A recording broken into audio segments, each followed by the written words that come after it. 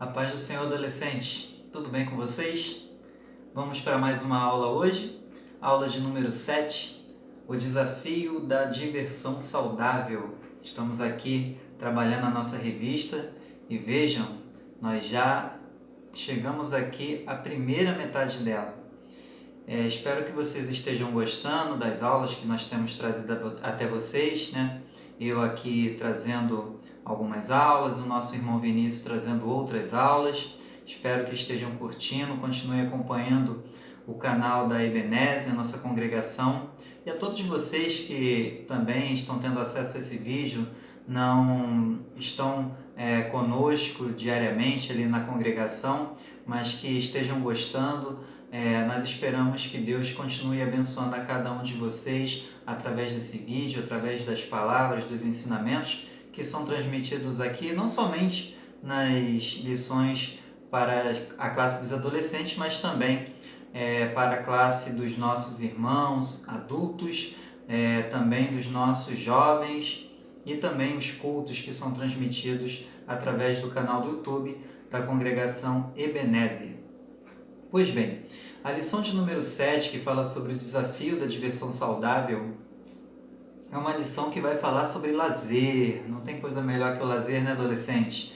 Sei que vocês estudam, sei que vocês têm suas tarefas que vocês realizam nas suas casas, as responsabilidades que cada vez mais são colocadas aí sobre vocês, né? Porque é uma fase de crescimento, de amadurecimento, e com essa fase também vem as responsabilidades. Novas responsabilidades são colocadas gradualmente ao longo dessa fase de transição, essa fase de crescimento pela qual vocês estão passando. Mas também é uma fase de autonomia, que essa autonomia começa a se desenvolver também, uma fase de grande vitalidade que o adolescente tem, disposição para realizar tarefas, ânimo, né, para novas descobertas. Então é uma fase que o lazer aí está inserido num contexto bastante interessante para vocês. Afinal de contas, são tantas coisas para se divertir, são tantas coisas para se descobrir, e vocês acabam fazendo isso, né, junto com os seus pares, junto com aqueles ali que são da sua faixa etária, normalmente com quem vocês estão aí diariamente convivendo. E não é diferente, o adolescente cristão também tem o seu lazer, o adolescente cristão também tem o seu momento de diversão, e isso é saudável, isso é bíblico, a própria Bíblia fala a respeito disso. Lá em Eclesiastes, no capítulo de número 11, versículo de número 9, eu vou aqui consultar a Bíblia. Você está com a sua Bíblia aí? Capítulo 11, versículo de número 9. Alegra-te, mancebo. Mancebo é um termo que aqui o escritor usa para se referir ao jovem. Alegra-te, mancebo, na tua mocidade, e recreie-se o seu coração nos dias da tua mocidade, e anda pelos caminhos do teu coração e pela vista dos teus olhos. Sabe, porém, que por estas coisas, todas elas, né, te trará Deus a juízo. Então aqui o nosso escritor, ele fala, né, para a mocidade: alegra-te, se divirta, viva intensamente cada momento, viva intensamente a tua mocidade. É uma fase tão especial, uma fase tão abençoada, que a própria Bíblia tem esse cuidado de nos orientar a aproveitá-la da melhor forma. E como a palavra de Deus ela é completa, ela também nos traz uma observação com relação a como devemos aproveitar esse momento, essa fase da vida pela qual vocês estão vivendo. E essa fase ela deve ser aproveitada com responsabilidade. Não é proibido o adolescente cristão se divertir, não é pecado você ter o seu lazer, mas em tudo que você vier a fazer, você tem que fazer colocando Deus como centro da tua vida. preservando o teu relacionamento com Deus. Afinal de contas, nós temos um compromisso com o Senhor. E tudo que nós fazemos deve ser para a honra e glória do Senhor. Todos os nossos atos, todas as nossas ações, elas devem ser de uma forma que não envergonhe o nome do Senhor, não comprometa a nossa comunhão com Deus, não comprometa o nosso testemunho diante das outras pessoas. Não devemos, adolescentes, perder a nossa identidade em tudo que nós fazemos. E o lazer é um desses momentos. Isso significa que o lazer ele vai ser ruim, porque a gente vai ficar preocupado. Será que eu estou agradando? Será que eu não estou agradando a Deus? Não. O adolescente consciente, o adolescente que já tem esse entendimento da importância que há na comunhão dele com Deus, ele estará com a sua mente sã, com a sua mente sadia, né? E vai saber discernir entre aquele entretenimento, entre aquele lazer que vai trazer edificação para a sua vida, vai trazer a diversão para a sua vida sem comprometer o seu relacionamento com Deus, e aquele que porventura não é algo que agrade ao Senhor, não é algo que vá fazer bem à saúde espiritual, à saúde física, à saúde mental do adolescente. Porque o mundo ele tem suas formas de lazer que se desviam, né, do compromisso com Deus. Porque o mundo não tem compromisso com o Senhor. E há muitas práticas, muitas ações, muitas atividades que o mundo considera como lazer e que, na verdade, são ações que vão fazer mal à própria pessoa que esteja ali as praticando. A nossa lição ela contextualiza que essa fase da adolescência é uma fase em que você está ali desenvolvendo, né, como nós falamos aqui, a autonomia, você está desenvolvendo a tua independência, né, que a autonomia ela tem esse sentido de independência para realizar ações, realizar atividades que outrora você não tinha essa maior liberdade. E aí você tem os seus amigos, tem as pessoas ali que estão ao seu redor, com as quais você se identifica e que você vai desempenhar essas atividades. Como forma de lazer, nós temos diversos exemplos. Nós temos um cinema, nós temos um futebol, que os meninos gostam muito, meninas também curtem o futebol, tem outras modalidades de esporte, né? Tem o rolê, que a galera gosta de sair, para se reunir no shopping, numa lanchonete, numa praça, ou então na própria calçada ali da rua, junto com os vizinhos, para bater aquele papo, botar a conversa em dia. Então todos esses entretenimentos, essas distrações, esses momentos de convivência que envolvem, né, interações com outras pessoas também, são modalidades de lazer, são tipos de lazer. Em todas elas há um momento em que você se descontrai, em que você se diverte, em que muitas das vezes você acaba esquecendo dos problemas que porventura você esteja passando. Então são momentos que a galera gosta ali de estar reunida, de estar curtindo. E a fase do adolescente ela tem diversas atividades desse tipo, né? No colégio também, quando você se reúne com seus amigos, está ali naquele momento, né, em que você está interagindo na recreação, enfim, há muitas oportunidades, há muitos momentos em que o adolescente ele pode estar envolvido na atividade de lazer.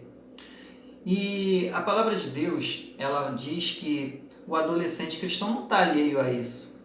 Há também umas atividades em que ele está inserido, ele não está alheio a essas atividades que eu acabei de mencionar. E o problema, adolescentes, é que a gente sabe que o lazer é algo bom, mas a gente precisa diferenciar daquilo que não é edificante para a nossa vida. E nem sempre a gente está no meio somente cristão. E por um lado, isso é bom. Afinal de contas, nós precisamos estar também em contato com outras pessoas que professam outras crenças ou que não professam crença nenhuma, para que o Evangelho se faça conhecer essas pessoas através das nossas vidas, das nossas ações, das nossas escolhas, dos nossos exemplos. E, por outro lado, também a gente sabe que nem todas as pessoas que estão à nossa volta podem ser boas influências. Há também maus hábitos, más influências. Não estou dizendo aqui para você sair caçando entre os seus amigos aquelas pessoas que são de boas influências ou de más influências. O foco aqui da nossa lição é identificar que nas atividades de lazer nós precisamos também estar atentos aos maus hábitos, às práticas que são, quer dizer, que não são edificantes para as nossas vidas, que não são boas para a nossa saúde espiritual. Também pode não ser atividades boas para a nossa saúde física e mental. Eu posso dar alguns exemplos aqui, por exemplo, para vocês, alguns exemplos de práticas, né, de rodinhas, às vezes que as pessoas se inserem ali para discutir situações, comentar, jogar aquela conversa fora, né? E que nem sempre é edificante. Muitas das vezes as pessoas a rodinha se reúne para falar mal de alguém, onde são contadas histórias obscenas, imorais, palavrões, né? E também há rodinhas em que as pessoas se reúnem para beber bebidas alcoólicas, para usar drogas ilícitas ou até lícitas, né? Como a gente viu em lições anteriores, que nem todas drogas lícitas elas são boas para nós, né? A gente não está nem... Porque quando a gente fala em drogas lícitas, a gente lembra também que tem os produtos farmacológicos, né? Os remédios, que são tipos de drogas, mas a gente não vai entrar nesse mérito.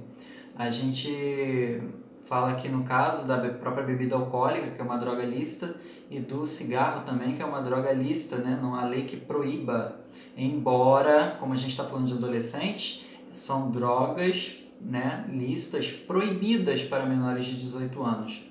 E a gente já sabe aqui, né, por sermos cristãos, que não são indicadas nem para maiores de 18 anos, apesar de serem lícitas. Mas há rodinhas de amigos, né, que infelizmente essas coisas acontecem. Então a gente precisa ficar atento a essas coisas também, a essas situações também.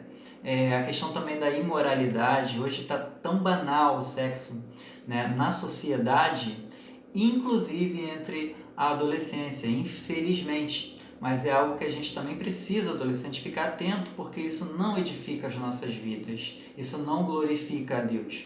Paulo, lá em 1 Coríntios, capítulo 10, versículo 23, ele diz, todas as coisas me são lícitas, mas nem todas as coisas convêm.